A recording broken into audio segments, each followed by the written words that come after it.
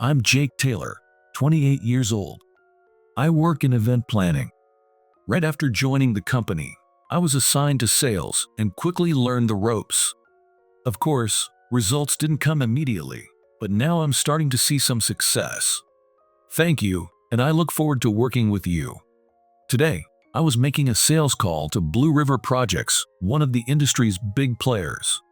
Securing a contract with them would be a huge step forward for us. It was a long shot, but the response from Mr. Redfield, the person in charge, wasn't bad. We discussed the general schedule and managed to set up a follow-up meeting. If things continue like this, we'll likely close the deal soon. I quickly left Blue River Projects after the meeting. Once I was out of sight of the company, I couldn't help but pump my fist in excitement.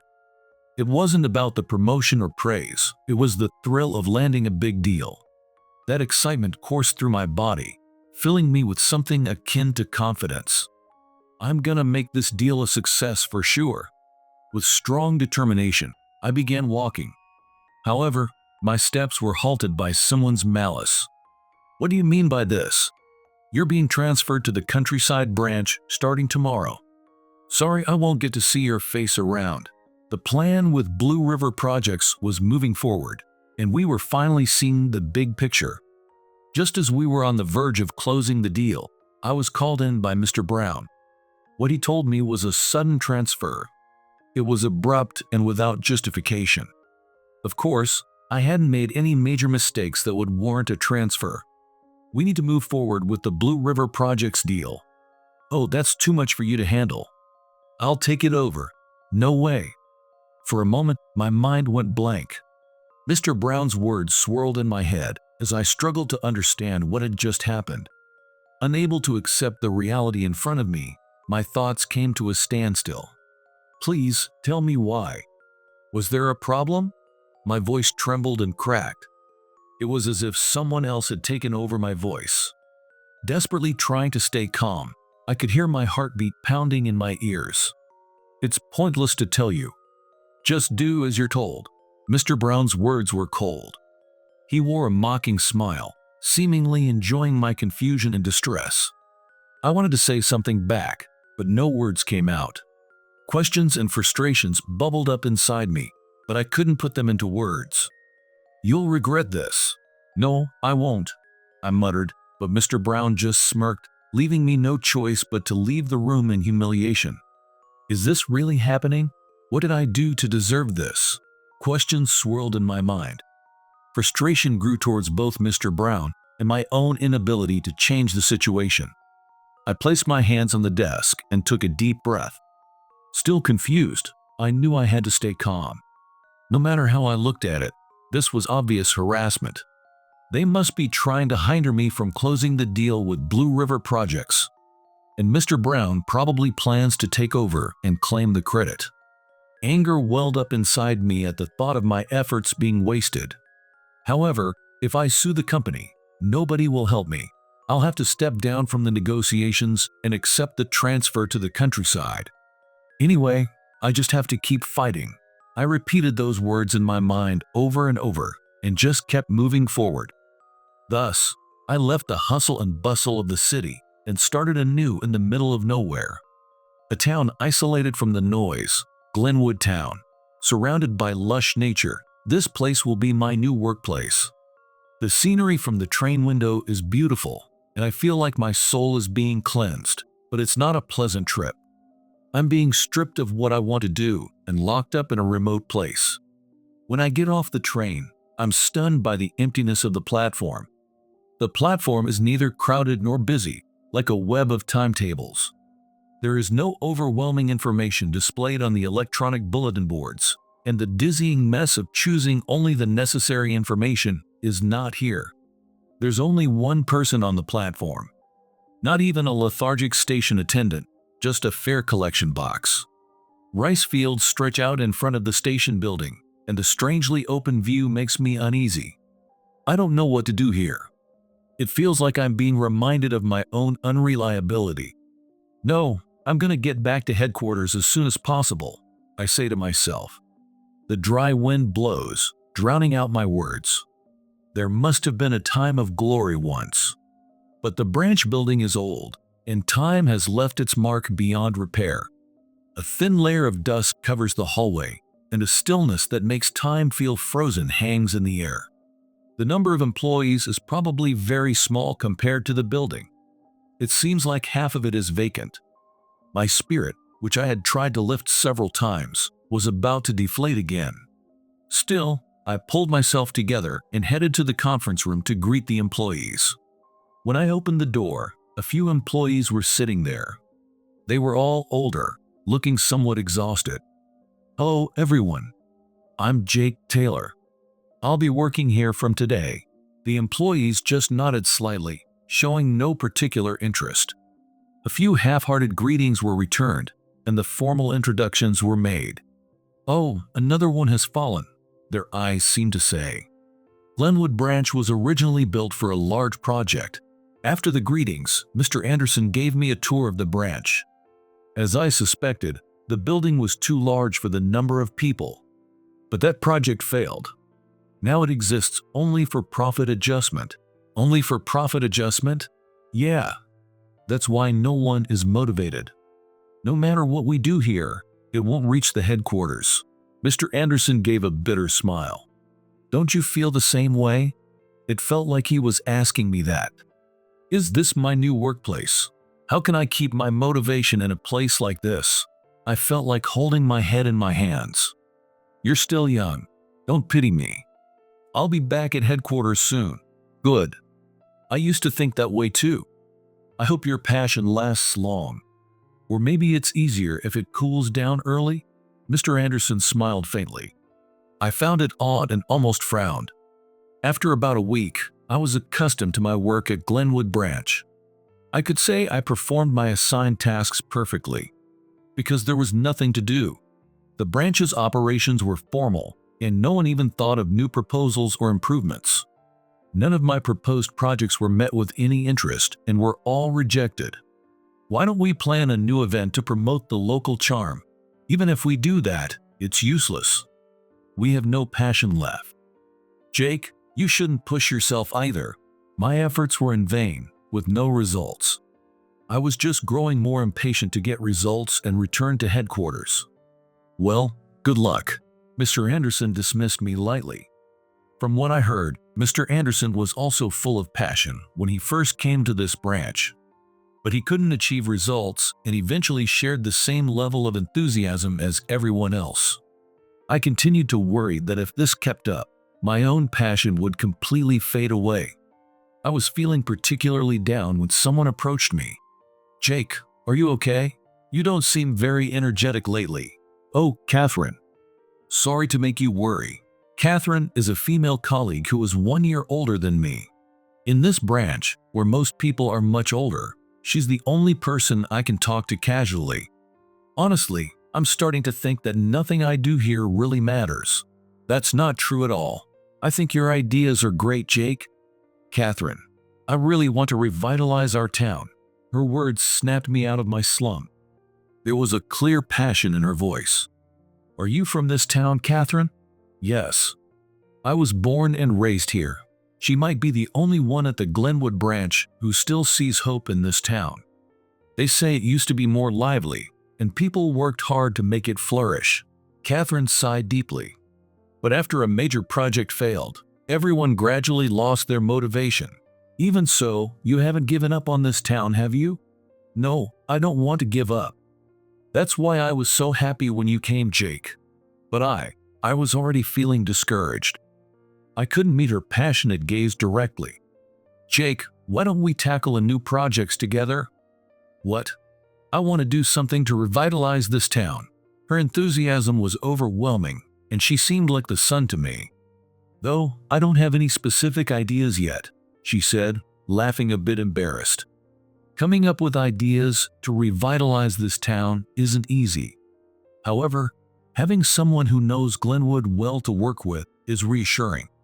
Let's definitely work together to revitalize this town and use that success as a stepping stone to get back to headquarters. Yes, let's do our best together. Catherine's face lit up. With this valuable ally, I could see a faint path forward. Catherine and I started researching various ways to showcase the town's charm. Today, we're at the local library, looking for materials on the town's history and culture. The library's collection was more extensive than expected, and we've already been holed up in the archives for several hours. There are a lot of old photos and newspaper articles. We read through the carefully filed photos and articles. After a while, Catherine excitedly called out to me, "Jake, look at this. It's an old photo of the Glenwood Festival. It was really bustling." Yes, it was. If we could bring back that level of excitement. In the festival photos, there were stalls and stages set up, and it was bustling with people. It seems it was a big event that even attracted people from other states. Isn't this festival held anymore? No, I only have faint memories of it from my childhood. I see. This could be useful. Doing something completely new to revitalize the town would be difficult. However, reviving something that once existed could reduce the effort required.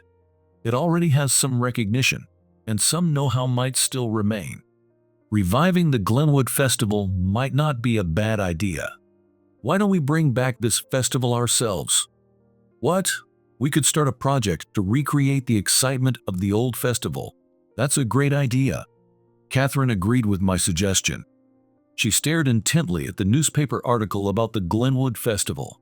Her serious expression was full of passion. Finally, a plan to return to headquarters was forming in my mind. Catherine and I began working towards reviving the Glenwood Festival.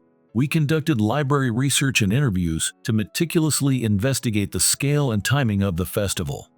The people in the old photos looked so vibrant, almost unimaginable compared to the present-day Glenwood. We calculated the budget based on the scale of the festival and listed the necessary preparations. Funding, recruiting volunteers, and advertising were challenging, but with some creativity, many aspects could be addressed. We completed the proposal for the festival revival and headed to Mr. Anderson's desk. The result was an outright rejection. "Oh, no, it's not gonna work." "Why not?" I protested loudly, surprised. This festival once attracted a lot of people and helped revitalize the local economy. Well, yes. I believe that reviving this will bring back the town's vibrancy and promote its charm. I explained the importance and significance of reviving the festival, showing the proposal. We plan to cooperate with local businesses and shopping districts to gain overall support. Mr. Anderson listened quietly and then finally spoke. "You worked hard on this, huh?"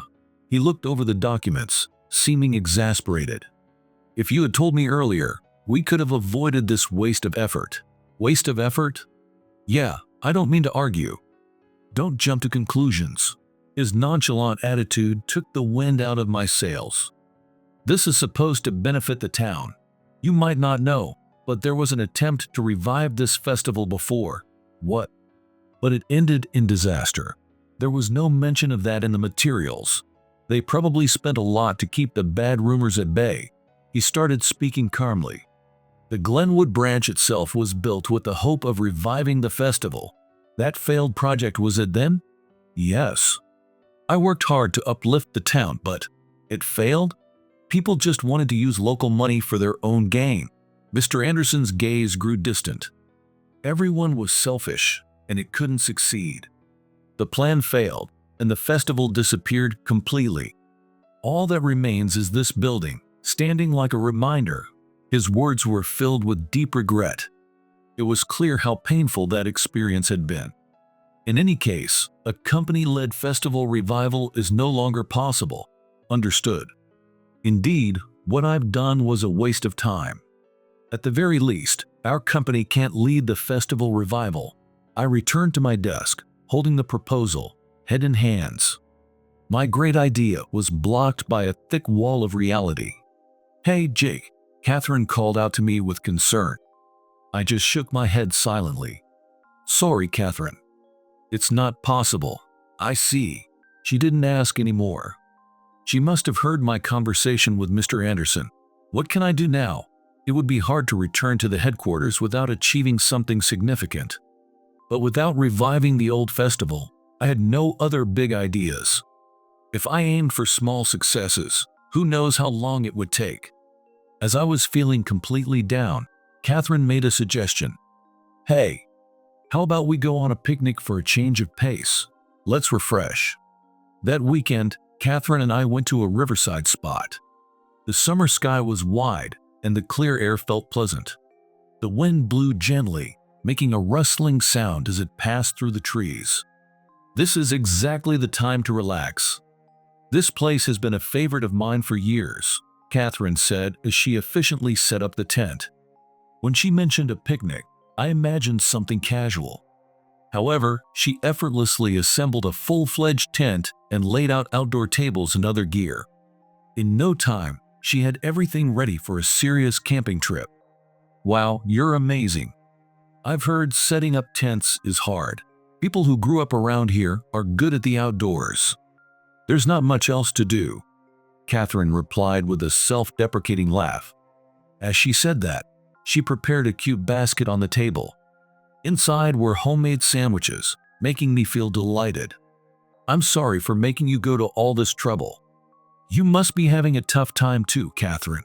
We had been working together on the Glenwood Festival project, so the rejection must have been hard for her too. Yet, seeing me down, she was going out of her way to be kind. I felt incredibly guilty. Oh no, I relied on you for almost everything, Jake, Catherine quickly denied. And thanks to you, I felt hopeful. But the Glenwood Festival project seems quite difficult. To put it plainly, it's a failure, right? Yes, that's true. Failure is fine. Huh? I've always wanted to do something to uplift this town. She spoke slowly as she boiled water. But I never came up with anything, not even enough to fail. But you took that step quickly, even if it was a failure. That's a step I couldn't take. Once the water boiled, she made coffee for us. We sat and watched the river flow for a while, the sound of the water soothing my troubled mind. But my thoughts kept circling back to the festival project. Perhaps sensing the same, an awkward silence began to settle between us. Catherine lowered her gaze, quietly sipping her coffee. Then, something cold touched me. I looked up to see that the sky had changed. It's starting to rain. Let's hurry into the tent. We quickly moved into the tent as the rain picked up. Eventually, the rain started to intensify. Raindrops drummed against the tent, trickling down the tarp and forming puddles on the ground. Though it wasn't a heavy downpour, the sound of the rain against the thin tent made everything feel chillingly real. The rain highlighted the outside quiet, and Catherine sat in silence. I didn't know what to say, and the silence continued. Jake, can I tell you why I want to uplift the town? She suddenly asked. Yes, I'm curious. I've loved this town since I was a child. But my friends all moved to the city. A momentary sadness flickered in her eyes.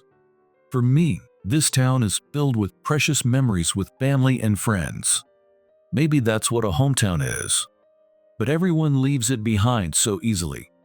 Even though we grew up here together, even though it's filled with memories, Catherine looked at the rain spreading across the ground. I felt like I was the only one cherishing the past, and I hated it. I understand that feeling a bit. But isn't staying in a small town practically difficult? Maybe not, she said with a soft smile. Maybe I just wanted to reject those who left and have someone stay by my side. Her smile was so sad, fitting perfectly with the dripping rain. I feel so pathetic after saying something so cool. I might feel the same way. Care to share? Her lonely expression compelled me to speak, even though it wasn't like me.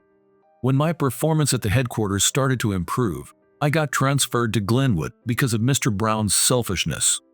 I hated it here and desperately wanted to return to the headquarters. The Glenwood Festival wasn't really for the town's revival. I just wanted to make it my achievement. I see. Catherine's response was unenthusiastic. Jake, do you really believe that's your true intention? Huh? Well, I think so. If the Glenwood Festival was just a means to an end, you wouldn't be this depressed.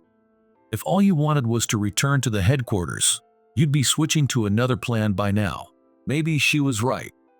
Being this down meant I had passion and attachment to it.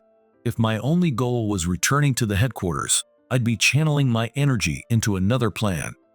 True. What's happened to me? Maybe you've come to love this town while looking at the smiling faces in the photos. Perhaps that was it. The people in the festival articles looked so enthusiastic and happy. I must have become desperate to recreate that.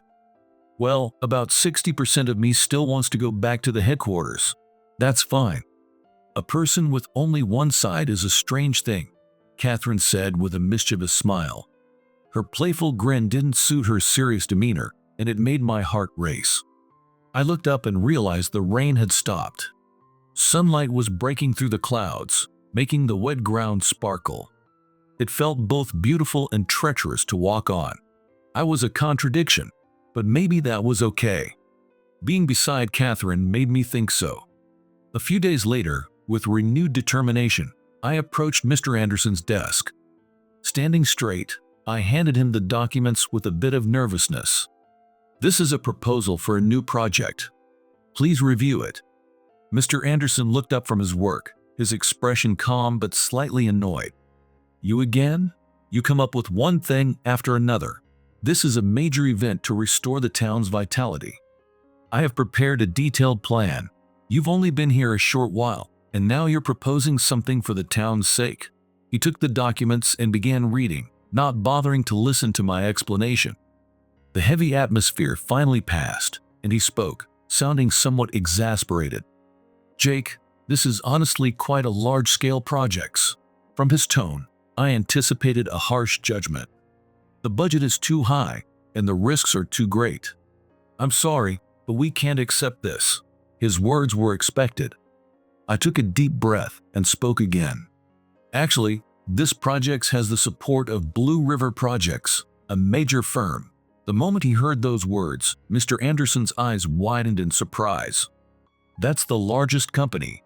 How did you get involved with them? They were a client when I was at headquarters. I reached out, and they agreed. So, they're a headquarters client. I've got permission from headquarters. I see. You really are quite capable. He was silent for a moment, then let out a deep sigh. Permission from headquarters, and cooperation from the Blue River Project too. He looked back at the documents, flipping through the pages as if to confirm the details. Eventually, Mr. Anderson looked up with a serious expression. With all that in place, there's no choice. Let's give it a try. At that moment, I cheered inside my chest. No, I probably couldn't contain the joy spreading in my heart, and a smile must have appeared on my face. The people around us, who had been listening to our conversation, started to buzz. Soon the commotion spread, and voices close to cheers began to rise. The dormant emotions within everyone quietly started to heat up. After getting Mr. Anderson's approval, the atmosphere at the Glenwood branch completely changed. The employees took on the new project, strengthening cooperation across departments as they moved forward with preparations. Every day was busy but fulfilling, brimming with a vibrant energy. You could feel that everyone was doing their best to revitalize our town. Of course, Catherine and I were also running around daily for meetings and on-site checks. I was already convinced that the projects would be a success. Then one day, it happened. I was suddenly called back to headquarters. What on earth is going on? As soon as I arrived at headquarters, I was guided to the conference room. There, I was greeted by the cold gaze of Mr. Brown. You wanted to return to headquarters, didn't you? So, we've temporarily brought you back. Please, stop joking. Humph, still as insolent as ever, Mr. Brown sneered. A mistake was found in your work. So, you'll be staying at headquarters for a while to fix it. I had everything checked thoroughly during the handover to make sure there were no mistakes. I don't know. Maybe we missed the check? I searched for the mistake, feeling confused. But it was clear from Mr. Brown's expression that he had malicious intent. Let's see what happens to the project while you're gone. With those words, I realized this was a scheme. Mr. Brown was trying to sabotage the project by pulling me away from the Glenwood branch. His aim was obvious. However, I couldn't ignore the work orders and return to Glenwood. You are unbelievable. I glared at him, but he didn't care. In the end, I was stuck reviewing a pile of documents under the guise of fixing a non-existent mistake. Wasn't the scheduled contract date for your projects today? As I continued to check the documents at my desk, Mr. Brown approached with a smirk. If everything had gone as planned, today would indeed be the contract signing day. However, there was no communication from the Glenwood branch, leaving me clueless about the progress. That project will fail without you. Just watch and see. I wanted to retort, but I couldn't afford to. I couldn't stop worrying about whether the project was going smoothly, if it had already failed, or why there was no contact. Just then, there was a knock at the office door. Turning around, I saw Mr. Redfield from the Blue River Project. Well, Mr. Redfield, what brings you here? Mr. Brown rushed over to greet him. Is this about the contract with Glenwood? Those words made my heart skip a beat. I stood up from my chair and nervously looked at Mr. Redfield. Mr. Taylor, the deal is finalized. Thank you, Mr. Redfield said with a smile. Really? I was worried without you, but Mr. Anderson did a great job. Is that so? He was thrilled, saying Glenwood is now ranked first in sales. Mr. Redfield laughed cheerfully. So, Mr. Anderson managed to pull it off. I let out a sigh of relief. What? Glenwood is number one? No way. Meanwhile, Mr. Brown was in shock. Mr. Redfield turned a stern gaze to him. You're in no position to worry about sales performance. What? Actually, it has come to light that you leaked information about the Blue River Project to other companies. What? Mr. Brown turned pale at Mr. Redfield's accusation. I couldn't believe it, but his reaction was telling. Mr. Brown, did you really leak information? No, it wasn't anything serious. I just mentioned the deal lightly over drinks to some people from other companies. Mr. Brown stammered, trying to excuse himself. Of course, that only angered Mr. Redfield further. Whether it was serious or not is for us to decide. We're also considering damages. No way. Realizing it was useless to argue with Mr. Redfield, Mr. Brown sank to his knees in defeat. A formal investigation followed, confirming Mr. Brown's information leak. Our company took this seriously, and he lost his job. Additionally, the Blue River Project team is preparing for a lawsuit. Meanwhile, I was recognized and awarded by my branch for achieving the #1 sales rank. The reputation of the Glenwood branch improved, and the whole team was motivated. Here you go, Jake. Coffee. Thank you. It smells great.